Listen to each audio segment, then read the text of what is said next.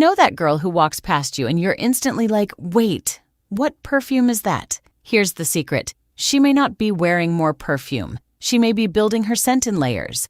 A tiny perfume oil underneath, then her main fragrance on top, and suddenly the whole thing feels more personal. And this idea is deeply connected to Arabian fragrance traditions, where oils, attars, sprays, and scented clothing or spaces can all become part of the fragrance experience. And later, I'm going to show you the weird reason you might think your perfume has disappeared, when it actually hasn't.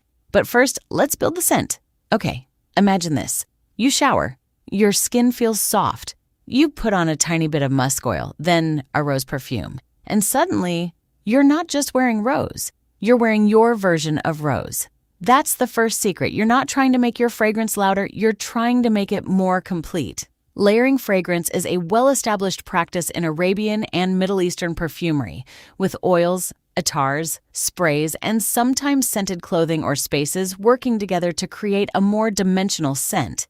And you don't need 5 products to do it. Honestly, start with 2. Because if you throw 6 completely different perfumes together, you're not creating a signature scent. You're creating a fragrance emergency. This is where attar or perfume oil comes in. If you've never used one, think of it as the quieter, close to the skin part of your fragrance. If you're trying perfume oil for the first time, use a small amount according to the product directions, usually on areas like your wrists or neck. And here's your 5-second tip. If your skin is dry, put a little unscented lotion on your pulse points first, let it settle, then apply your perfume oil. That's it. No complicated hack, just a little moisture before your fragrance. Now comes the fun part. Your oil becomes the quiet layer, and your spray perfume becomes the main character. Think soft musk oil plus rose perfume, or warm amber plus vanilla, or, if you're feeling a little more dramatic, oud plus rose. And suddenly, you're not just wearing a perfume you bought, you're creating your version of it. That's what makes layering so addictive. You're basically making your own little fragrance formula. But there's one rule, and this will save you from smelling like every perfume counter at once. Complement. Don't compete. If your base is soft musk, choose a perfume that works with that softness. If you're using rose, you could pair it with musk, vanilla, amber, or another compatible floral direction. If you're using oud, you can balance that deeper profile with something softer or floral. You don't need the scents to be identical. They just need to make sense together. Think of it like an outfit. A pink top, gold jewelry, and a cute bag. Everything works together. But if every single piece is screaming, look at me, it gets chaotic. Same with fragrance. One scent is the main character. The others just support her. And if you only try one combination, start with soft musk and rose. Not because it's some magical formula, it's just an easy direction to experiment with. Rose gives you that pretty floral side, while musk can add a softer feeling underneath.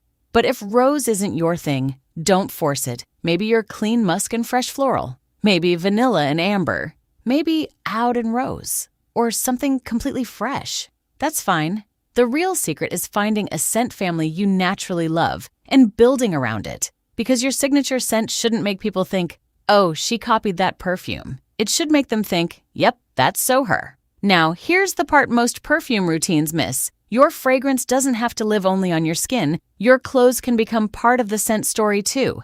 And this is where Arabian fragrance traditions get especially interesting. Bakhoor, scented wood, and incense blends traditionally burned to perfume clothes and spaces can add another layer to the overall fragrance experience. So, when someone walks past you and you catch a little bit of their scent after they've already moved away, that's the kind of effect we're talking about. Not, I sprayed perfume until the entire room knew.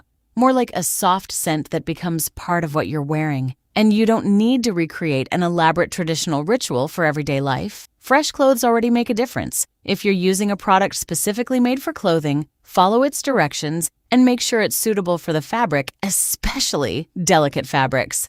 Because smelling gorgeous? Yes. Perfume stain on your favorite outfit? Absolutely not. Okay, girl, be honest. Have you ever sprayed perfume, waited a little and thought, it's gone? So you spray again, then again, and maybe one tiny emergency spray before leaving. Stop. Put the bottle down. Your nose can become accustomed to a fragrance, so you may stop noticing your own perfume even when other people can still detect it. That's why constantly chasing your own scent can lead to over-application. Instead, give it time.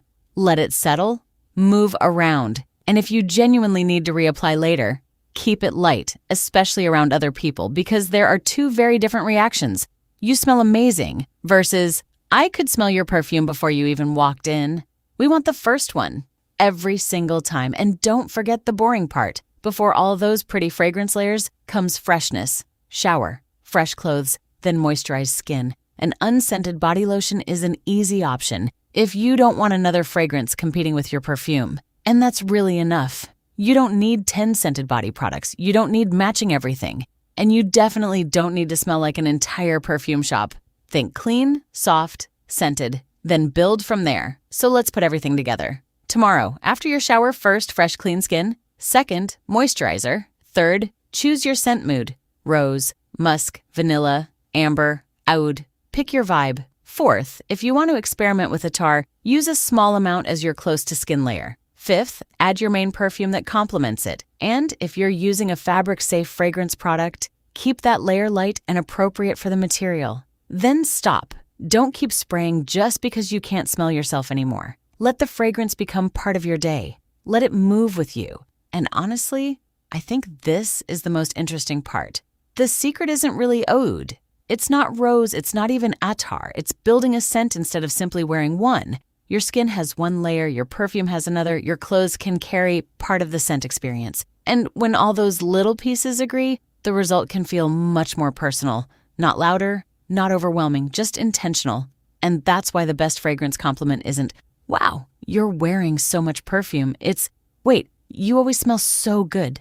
That's the goal. Not everyone remembering your perfume bottle, them remembering your scent. So next time you get ready, don't just ask, which perfume should I wear? Ask, what do I want to smell like today? Soft musk and rose, warm vanilla and amber, clean and fresh, or are we finally entering our OUD era? Tell me your scent girl personality. Rose, musk, vanilla, amber, or oud. Because I already feel like we need a whole smell expensive without overdoing it.